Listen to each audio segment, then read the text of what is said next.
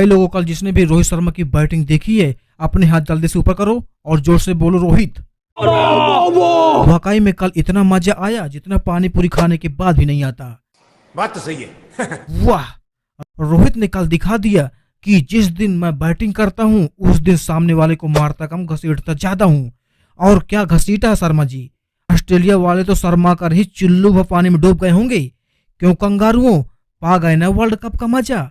One day world cup में बहुत 30 मार्का बन रहे थे और रोहित शर्मा ने कल तुम्हारी अकल के साथ साथ अकड़ भी निकाल दी।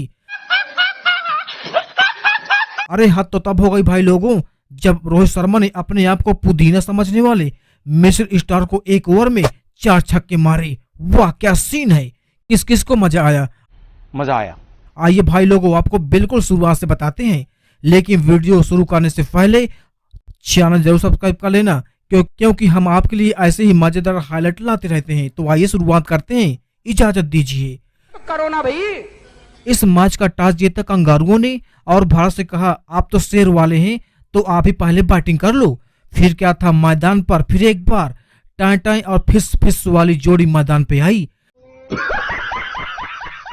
अरे हमारा मतलब रोहित शर्मा और विराट कोहली। इस मैच में विराट कोहली से उतनी ही उम्मीदें थी जितना बुमराह से होती हैं, मगर चीकू भैया का छिलका फिर एक बार उतर ही गया। पिछली कई पारियों में अंडा देते आ रहे कोहली ने इस मैच में भी अंडा दे दिया तो हमें तो ऐसा लगा कि भारत की भैंस पानी में न चली जाए। मगर कहते हैं ना, जब मैदान में कोई शेर आ जाए तो छोटे छोटे जानवर पास नहीं आते, क्योंकि रोहित तो वाकई में शेर बन चुके थे और उनका बल्ला पुष्पा। फिर क्या दोनों फायर करने लगे।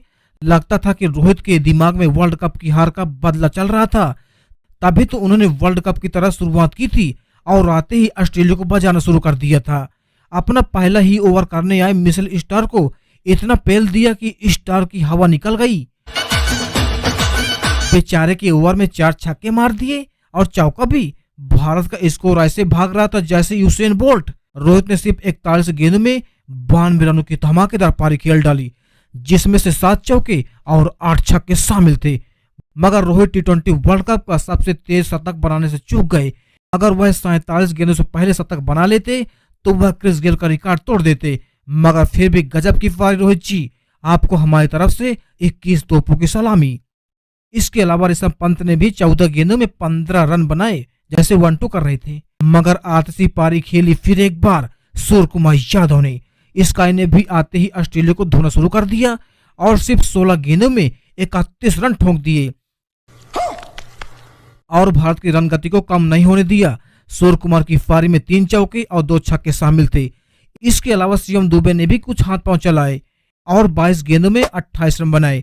देखा जाए तो उनकी पारी कुछ धीमी रही, वरना लग रहा था कि आज भारत का स्कोर 240 या 250 तक पहुंच जाएगा।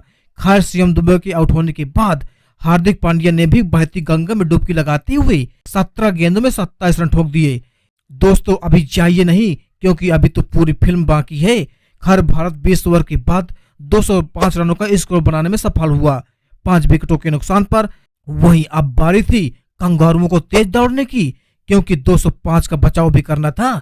इसलिए मैदान में फिर एक बार वार्नर और ट्रेविस हेड की जोड़ी मैदान पर आ टपकी। मगर अर्शदीप सिंह ने वार्नर को आधे दर्जन अंडे देने पर मजबूर कर दिया और वार्नर 6 रन बनाकर पवेलियन लौट गए। मगर दूसरी तरफ ट्रेविस हेड ने तो भारत को हेडेक देने के मूड में थे। इस रसगुल्ले ने आईपीएल की तरह खेलना शुरू कर दिया और हर बॉलर की पिटाई शुरू कर दी। हमें लगा था कि जिस तरह अफगानिस्तान के खिलाफ वनडे वर्ल्ड कप में मैक्सवेल ने कमाल किया था, वहीं भारत के खिलाफ भी वनडे वर्ल्ड कप में ही ट्रेविस हेड ने हमसे मैच छीना था। और यहाँ भी एक बार वैसी पारी खेलने लगा और सिर्फ 43 गेंदों में 76 रनों की ललंटा पारी खेल डाली, जिसमें से 3 चौके और 4 छक्के शामिल थे। मगर बुमराह ने गुमराह करके इसका विकेट ले लिया। इसके बाद भारत को राहत की सांस आई। इसके अलावा मिचेल मार्श ने भी 28 गेंदों में 37 रन ठोक दिए। वहीं ग्लेन मैक्सवेल ने 12 गेंदों में 20 रन बनाए। मगर यहां से भारतीय टीम ने कमबैक किया और फिर एक के बाद एक विकेट लेते गए। एक समय ऐसा लगा था कि शायद यह मैच भारत से छीन न जाए, मगर भारतीय गेंदबाजों ने फिर एक बार गजब का प्रदर्शन करते हुए ऑस्ट्रेलिया को सिर्फ 181 रनों तक रोक दिया। बस बेटा, बहुत बढ़िया। और इंडिया यह मैच 24 रनों से जीतकर सेमीफाइनल में पहुंच गई है शान से। वहीं इस हार के बाद ऑस्ट्रेलिया लगभग बाहर होने की कगार पर पहुंच गया है और वह अब अफगानिस्तान के मैच पर डिपेंड हो गया है।